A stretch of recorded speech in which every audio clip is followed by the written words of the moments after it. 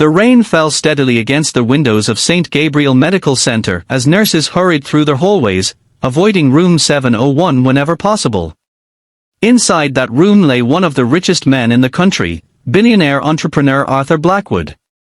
Just 6 months earlier, Arthur's face had appeared on magazine covers around the world. He owned global companies, private islands, luxury hotels, and a fortune worth billions. Business leaders waited months for a single meeting with him. Now, after suffering a devastating stroke, he couldn't move anything except his eyes and a few fingers on his left hand. Machines breathed beside him. A feeding tube rested nearby. His speech had disappeared. So had nearly everyone who once claimed to care about him. Arthur's own relatives argued over his fortune more often than they visited his hospital room. Executives focused on replacing him. Friends who had enjoyed his private jets and lavish parties suddenly became too busy to stop by. Even many caregivers requested reassignment. Arthur wasn't rude. He wasn't violent. He simply reminded people how fragile life could become. Feeding him required patience. Every spoonful had to be carefully measured. Every swallow took time. Many nurses were overwhelmed by demanding schedules and quietly hoped someone else would take responsibility for room 701. One afternoon, another caregiver resigned. "I just can't keep doing this," she admitted. The hospital administrator sighed. Finding compassionate staff willing to spend hours with a patient who couldn't even say thank you had become nearly impossible. At that same hospital, Michael Carter pushed a janitor's cleaning cart through another hallway. At 38, Michael lived a life few people noticed. He had lost his wife, Emma, to cancer 4 years earlier, leaving him to raise their 9-year-old daughter, Sophie, alone. Every morning began before sunrise. Michael prepared breakfast, braided Sophie's hair, after months of practicing through online videos, packed her lunch, walked her to school, and then worked 2 jobs to pay their next morning. The atmosphere around Arthur Blackwood's hospital room had completely changed. Doctors who once focused only on his physical condition were now discussing something they had not seen since his stroke. Hope. For the first time in months, Arthur had eaten an entire meal. His blood pressure had stabilized, his hydration levels had improved, and even his therapists noticed he seemed more responsive during rehabilitation sessions. The only difference was one small visitor. 11-year-old Emma Brooks.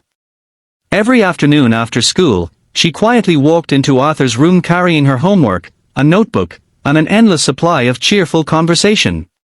She never spoke to him as though he were broken. She spoke to him as though he were simply having a difficult day. While carefully feeding him each spoonful, she told him about science projects, funny moments at school, books she was reading, and the birds she watched outside the hospital windows. She never expected answers. Yet somehow, Arthur answered anyway. A blink. A tiny smile. A single tear. To everyone else, those movements seemed insignificant. To Emma, they were conversations. Soon she learned his system. 1 blink meant yes. 2 blinks meant no. A longer blink meant he was tired. Within weeks, they could communicate better than many people using words. Daniel watched quietly from the hallway whenever his work allowed. He still worried about imposing on the billionaire. But Arthur made his wishes unmistakably clear. If Emma missed a day because of school activities, he refused to eat until she arrived. The doctors finally understood. It wasn't the food. It was the person holding the spoon. Meanwhile, Arthur's sons continued visiting only when lawyers scheduled meetings. One afternoon they entered the room, surprised to find Emma reading a story while Arthur listened with peaceful eyes. The older son frowned. "Who allowed this child in here?" Daniel stood. "She isn't hurting anyone. This is a private patient." Arthur suddenly blinked repeatedly toward the communication board beside his bed. The nurse understood. She carefully held up the alphabet chart doctors had recently introduced. Using only his eye movements, Arthur slowly spelled one word. Stay. His sons exchanged uncomfortable looks. For the first time since the stroke, Their father had expressed a clear personal decision. And it wasn't about business. It was about a little girl. Months passed. Arthur's condition improved far beyond medical expectations. Although he remained unable to walk, speech therapy gradually helped him pronounce short words. The first complete sentence he managed to say left every therapist emotional. "Thank you, Emma."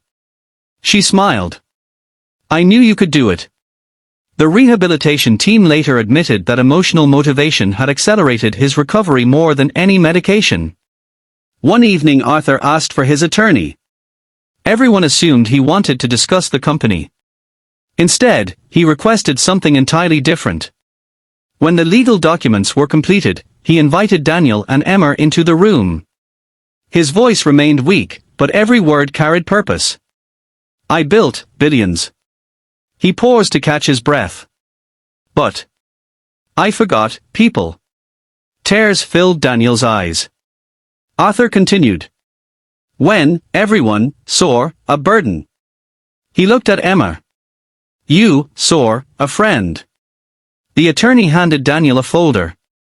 Inside was paperwork establishing the Blackwood Hope Foundation, funded with hundreds of millions of dollars from Arthur's personal fortune. Its mission was simple.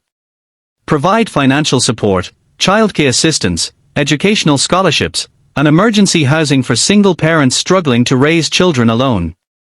Daniel stared in disbelief. Arthur smiled faintly. "You inspired it." Emma looked confused. "But I didn't do anything." Arthur slowly shook his head. "You reminded me kindness changes lives." News of the foundation spread around the world. Television stations reported not on Arthur's wealth, but on the unlikely friendship between one of the richest men alive and the maintenance worker's daughter who simply refused to let him eat alone. People expected Arthur to name executives or family members as future leaders of his charitable work. Instead, at the foundation's opening ceremony, he invited Emma onto the stage. Thousands filled the auditorium. Arthur spoke slowly but clearly. "Greatness isn't measured by money." He turned toward Emma. "It's measured by compassion." The audience stood in thunderous applause. Arthur's sons, sitting in the front row, lowered their heads. They finally understood that while they had spent months fighting over their father's fortune, a little girl had quietly earned something far more valuable. His trust. Years later, Emma graduated from medical school. She specialized in neurological rehabilitation, inspired by the